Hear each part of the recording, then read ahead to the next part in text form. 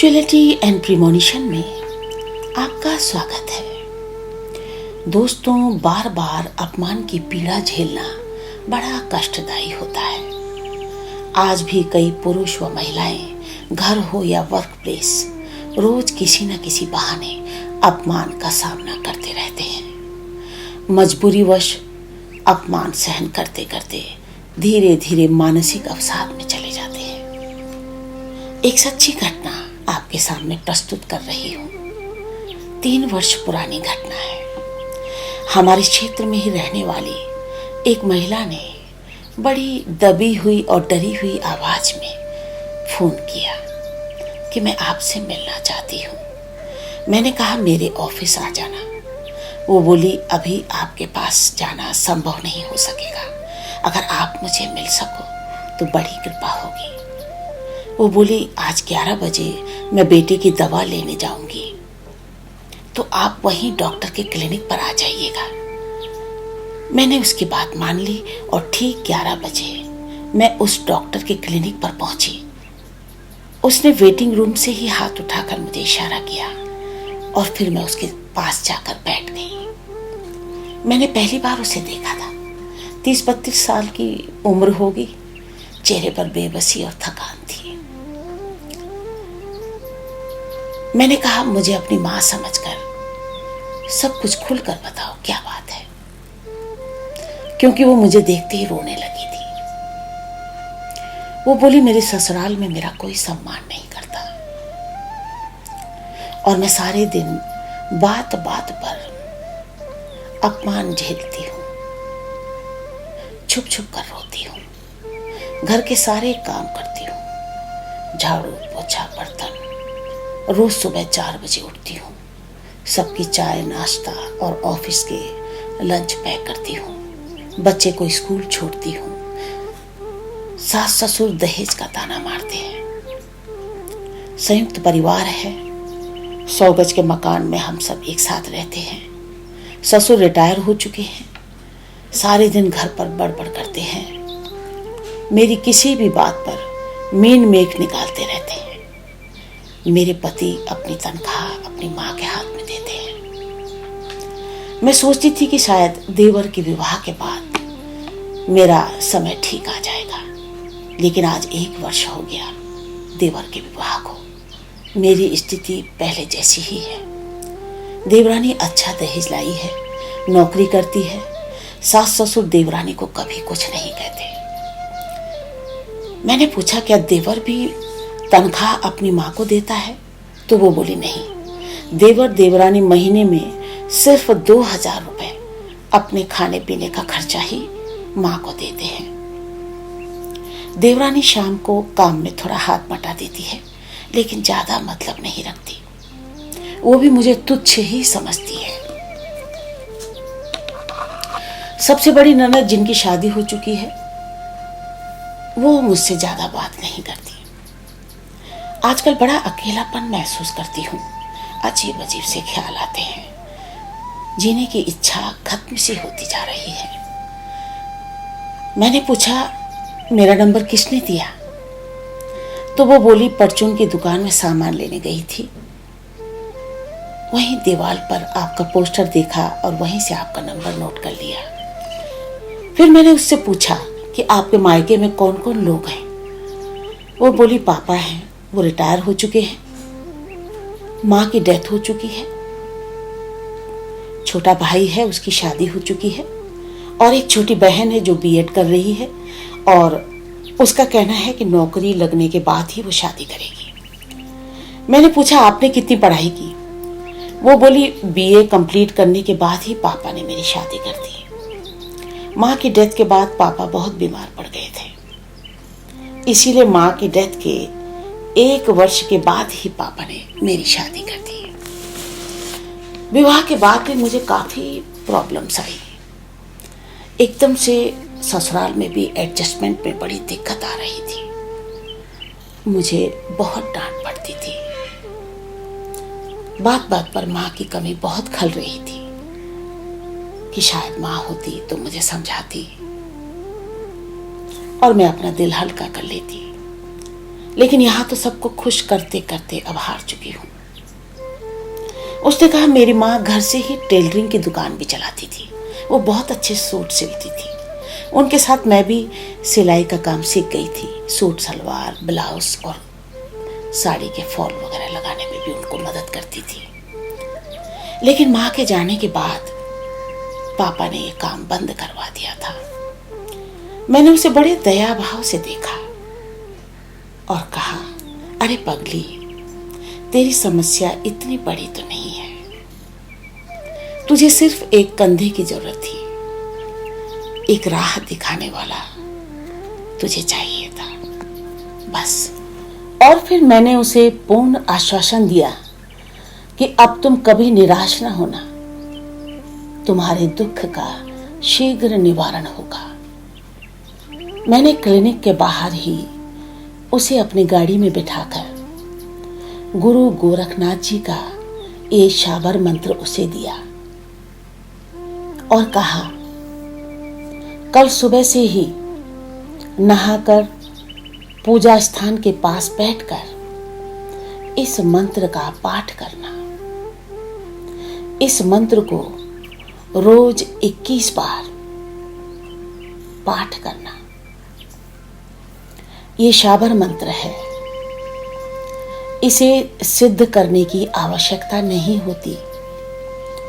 ये मां सरस्वती का मंत्र है। ये बहुत प्रभावशाली मंत्र है और तुरंत कल्याण करता है। लाखों लोग इसका लाभ उठा चुके हैं। महिलाओं को इसे पीरियड्स के दौरान नहीं करना चाहिए। जब तक प्रोनाउंसिएशन या उच्चारण सही न हो, इसे सुनकर ही लाभ लीजिएगा। उच्चारण सही हो जाने पर आप स्वयं इसे बोलकर पाठ कीजिएगा। मैं इसको उच्चारण करके आपको सुनाऊंगी। मंत्र का लाभ आपको 21 दिन के अंदर ही मिलना शुरू हो जाएगा और लाभ मिलने के बाद इस मंत्र को जरूरतमंद लोगों तक पहुंचाना, इसका जितना प्रचार करोगे, मां सरस्वती की कृपा आजीवन आपके ऊपर बरसती रहेगी। अब मंत्र सुनिए। ओम गुरुजी, वीणा की देवी सरस्वती, जिह्वा बैठो अनुकूल, उसकी विद्या हर लो जो मेरे प्रतिकूल। मेरी वाणी तेरी वीणा, हर शब्द में तेरा वासा, जिसके सर रखूं मैं हाथ, उसको कभी न हो निराशा। हर मंत्र में तेरी शक्ति, तेरे ज्ञान से मिले है मुक्ति। मेरी जिह्वा विराजो तुम, सदा शुभ फरमाओ। विद्या ज्ञान के खोलो कपाट, मेरी जड़ता को मिटाओ। ओम ऐंग वद वद वाद वादनी, तुम आओ। ओम नमो आदेश गुरु जी। एक बार और सुन लीजिए। ओम गुरु जी, वीणा की देवी सरस्वती, जिह्वा बैठो अनुकूल, उसकी विद्या हर लो जो मेरे प्रतिकूल। मेरी वाणी तेरी वीणा, हर शब्द में तेरा वासा, जिसके सर रखूं मैं हाथ, उसको कभी न हो निराशा। हर मंत्र में तेरी शक्ति, तेरे ज्ञान से मिले है मुक्ति। मेरी जिह्वा विराजो तुम, सदा शुभ फरमाओ। विद्या ज्ञान के खोलो कपाट, मेरी जड़ता को मिटाओ। ओम ऐंग वद वद वाद वादिनी, तुम आओ। ओम नमो आदेश गुरु जी। सारी विधि और मंत्र सुनाने के बाद मैंने उसे 2000 रुपए दिए। उसने लेने से इनकार कर दिया। मैंने उसे कहा कि बेटा, ये प्रसाद है, जहां तू अपने पैसे रखती है इन्हें वहीं रख देना। उसके बाद मैं उसके घर के नजदीक ही उसे ड्रॉप करके वापस आ गई। 12 दिन बाद उसका फोन आया। मुझे बड़ी खुशी हुई। मैंने पूछा, क्या हाल है? तो कहने लगी, क्या मैं आपको मां बुला सकती हूं? मैंने हंसकर कहा, तेरी मां तो मेरे सपने में आई थी और मुझसे बोली कि मेरी बेटी का ध्यान रखना। फिर मुझे बोली कि मां, मुझे पैर से चलने वाली एक सिलाई मशीन दिलवा दोगे? मैंने कहा, जरूर दिलवा दूंगी बेटा। तू बस 3 दिन बाद अपनी बहन को मेरे ऑफिस में भेज देना। वो मेरे ऑफिस से मशीन उठाकर तेरे घर पर छोड़कर आ जाएगी। तू बोल देना पापा ने भेजी है। 3 दिन बाद उसकी बहन आई और मशीन उठाकर ले गई, उसके घर पर छोड़कर आ गई। साथ में मैंने शुरुआत करने के लिए 5 सूट सलवार का कपड़ा उसको मशीन के साथ ही सिलने के लिए भेज दिया। अपना नाप साथ में भेज दिया उसको। इसके बाद मुझे भी उत्सुकता थी ये जानने के लिए कि भाई उसका आत्मविश्वास कहां तक पहुंचा है। काफी इंतजार करने के बाद 10 दिन बाद मैंने ही उसे फोन किया कि मैडम, मेरे सूट कब मिलेंगे? तो जोर जोर से हंसने लगी। बोली, मां, मैं अब बहुत खुश हूं। उसकी आवाज में खुशी का कंपन था। वो बोली कि मुझे अब सब बड़ी सम्मान से बात करते हैं। बड़ी ननद ने भी 2 सूट भेजे हैं सिलने के लिए। देवरानी और उनकी मां ने भी सूट भेजे हैं। आस पड़ोस के लोग भी घर पर मशीन देखने आए थे और बोले कि अब तो बस सिर्फ यहीं से सूट सिलवाएंगे।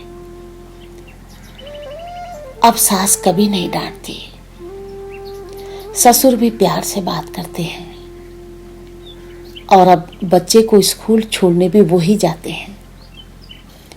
झाड़ू पोछा बर्तन के लिए बाई रख ली है। देवरानी रात का खाना बनाती है। मेरे पति अब अच्छे से बात करते हैं। हम सब लोग कल पापा से मिलने भी गए थे।